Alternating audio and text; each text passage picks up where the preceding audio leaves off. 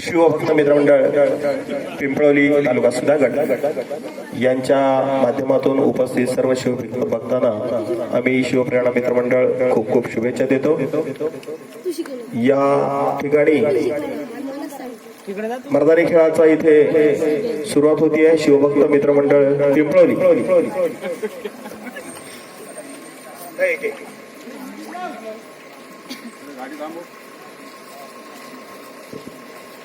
अरे